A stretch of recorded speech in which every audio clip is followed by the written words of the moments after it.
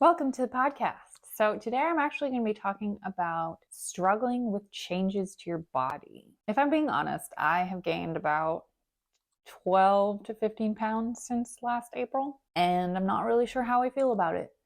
I feel a little bit like a hypocrite, and you know, I'm I'm feeling kind of judgmental of myself. I'm a weight loss coach and I'm not exactly comfortable in my body right now. None of my clothes fit.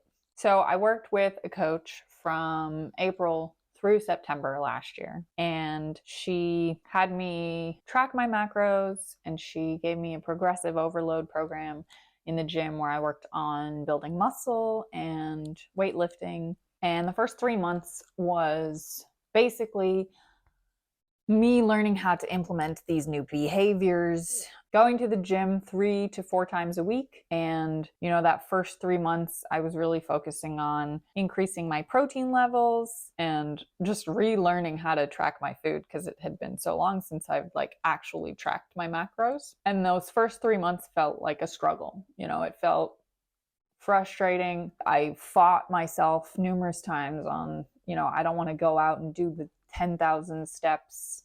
I don't want to have to walk again today. Coming from a background of triathlon where I do a lot of cardio, and when I work out, I feel sweaty and gross and I feel like my muscles are burning and I'm getting in some kind of hard work. Moving to strength training where it's a completely different feeling. You feel like you're working out for sure. It's hard, there's sweat, it's a struggle, but it doesn't give you the same feelings as cardio does. And so that transition was interesting, but also the feeling of, I have to get in all these steps, but feeling like there was no, I couldn't see the changes happening. I couldn't see the benefit of the steps. I felt like I was just checking off a number. Now, logically, I know why we aim to get in 10,000 steps a day.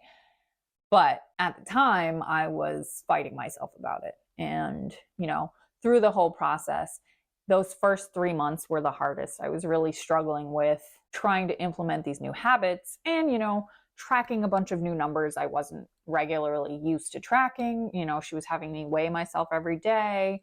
I was taking progress photos every month and, making sure that I was writing down what workouts I was doing, how much I was lifting, all of those things, paying attention to things like fiber and water and sleep and, all of the things that I talk about that are important to pay attention to, but writing it down in this giant spreadsheet. And the first 3 months, it felt overwhelming and it felt like a lot. And I really was struggling with how do I balance building my business and living my life with doing this as well. But it took those first 3 months of learning how to do the thing for it to finally feel like, oh, okay, this isn't as hard as I thought it was. And making sure that I was hitting the numbers that I wanted to be hitting wasn't as hard because I knew how much protein was in specific things. And I was able to look at a meal and be like, okay, I know that I'm getting the right things in this meal and it's gonna not disrupt my entire eating for the whole day if I, tweak things here and there. And I bring all this up because it wasn't until the first 3 months was learning the process. And then the next 3 months was when I started to finally see some changes in my body. And those changes, it was an interesting process because I was suddenly eating more food and definitely eating more protein. And so I was putting on weight in new areas of my body. And not all of it was muscle, because when you're in a bulking season, it's not all muscle. You might want it to be. Sure, you are growing muscle, but there's pudge in new areas. And dealing with that change in my body, it's a new experience for me. I mean, sure, I put on weight before, but then I was not intentionally eating more, So I'm eating more now than I used to eat, and I'm focusing on eating protein, and I'm trying to make sure that I'm getting to the gym. And so I've put on at least 12 to 15 pounds in the last year, and it feels weird. It feels scary. And even though that I know potentially most of it is muscle, my clothes still don't fit. I live in sweatpants now because I can't fit on any of my jeans and I can't fit into any of the old pants that I used to wear. I can fit in my leggings and I can fit in my sweatpants. And I'm not about to go buy new clothes because that's money. But like, so navigating this new body is an interesting challenge. You know, there's a lot of self-judgment and there's a lot of like, well, what did I do wrong? This comparison of like, well, I used to be skinny and I used to not have these bulges in these places that weren't there before. And learning to accept the new body that I'm in is an interesting experience. And I don't know how to feel about it because I don't necessarily feel pretty all the time. And a lot of us are struggling with this right now. With the last couple of years, we've all gained maybe 15, 16 pounds. I've talked to a lot of different people, friends, clients, whatever, and they've all gained a couple pounds here and there, 10 pounds, 15 pounds. And like our clothes don't fit. And learning to stay mindful of the changes that your body is going through and stay positive and stay self-loving and remembering that, you know, I'm still working on my health goals. Like just because I have gained a little bit of weight doesn't change the fact that I'm prioritizing health. So I'm bringing all this up because I think when we are navigating a body change transformation, it's not always pleasant and it's not always, there's a lot of negativity that comes with that. And even if you are trying to build muscle, it's not, you're not going to have this like rainbow happy-go-lucky experience all the time. You know, there's going to be times where you doubt yourself and there's going to be times where you're like, but is it working? I don't know if it's working. Am I doing it right? It's taking so long. How do I know if what I'm doing is making progress? And so you have to just trust the process. And I think a lot of your ability to trust the process comes from working with a coach, comes from working with someone who knows that if I increase your protein and I increase the amount that you're eating and I increase the amount that you're lifting weight, that those things usually will culminate with you gaining muscle, and then we can put you into a deficit and then you can lose the fat. And there's a process to it and there's a system. And like, even if the changes happen and you don't feel where you want to be, that doesn't mean you're not making progress.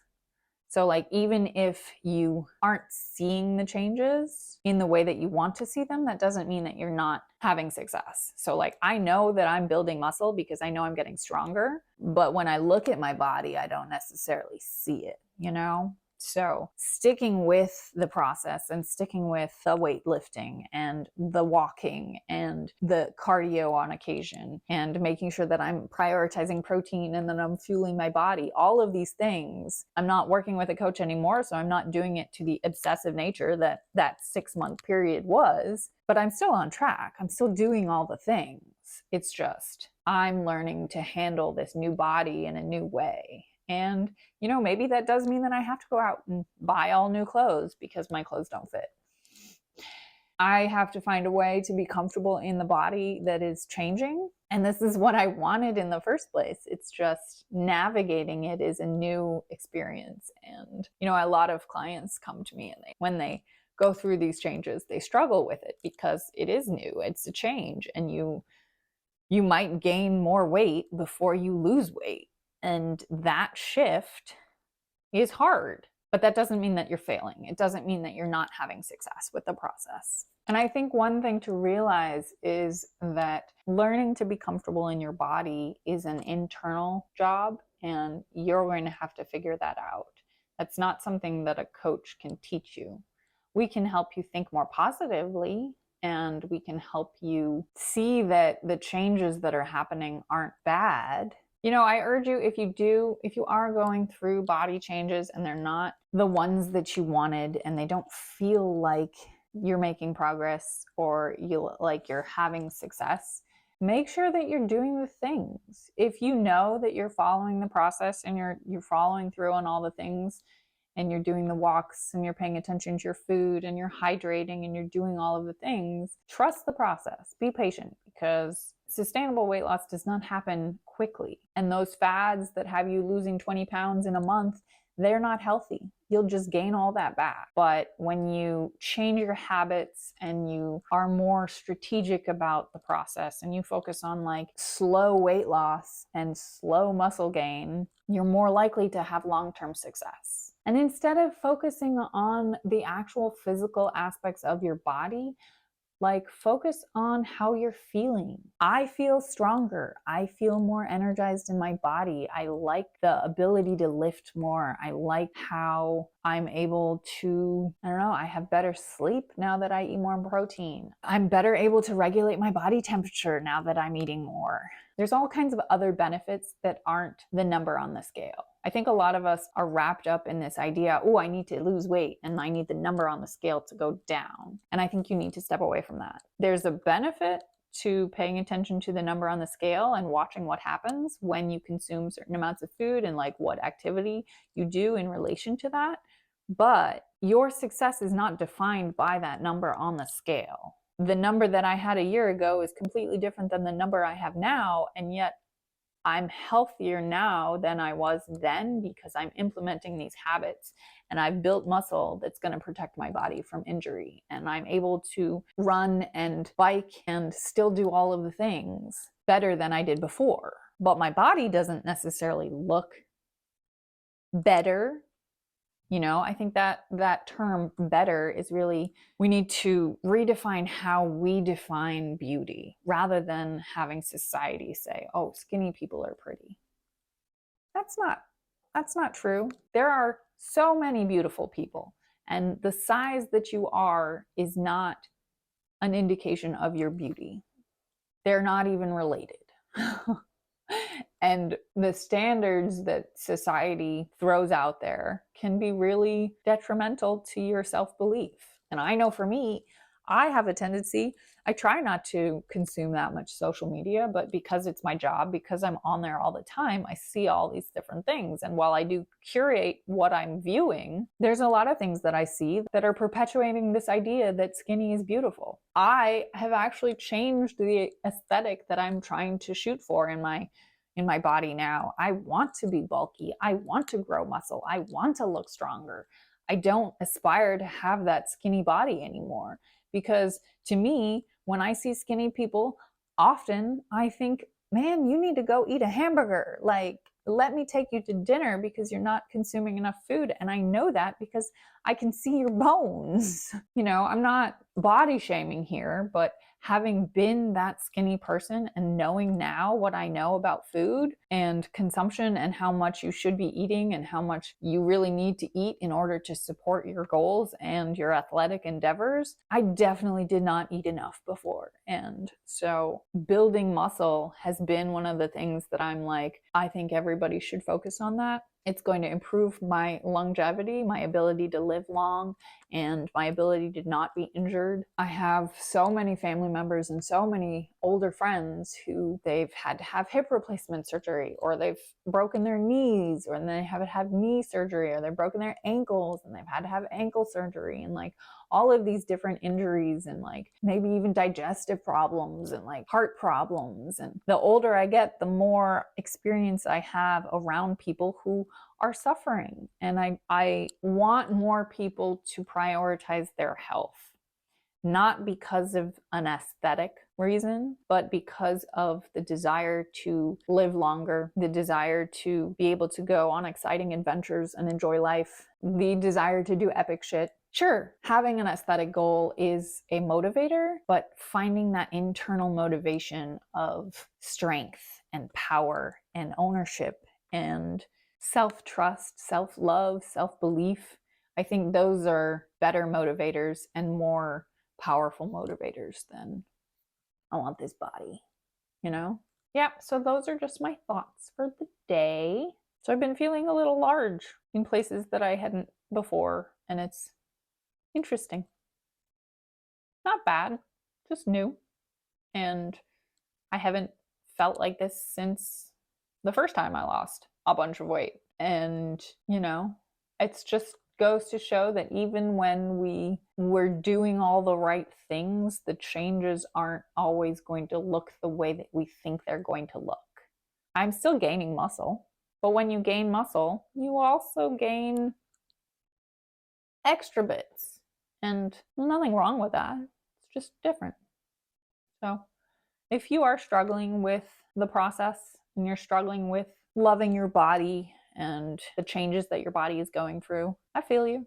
You're not alone. It's a challenge. It's also why I focus on having a gratitude practice, thinking about the things that I am getting from this process, thinking about the benefits that I'm getting from focusing on my health and improving my body, saying daily affirmations, I'm beautiful, focusing on those things. I think also making sure to have a self-care routine where you focus on, taking care of your skin, taking care of your hair, taking care of your nails and your body, and just focusing on the parts that you do find beautiful so that you can accept the parts that maybe you don't quite love yet. Yeah. I hope some of this was useful. I hope that if you're feeling like you're struggling with this, that you realize you're not alone. And yeah, do something for yourself today. Okay, thanks for listening, and I will catch you next time. Ciao.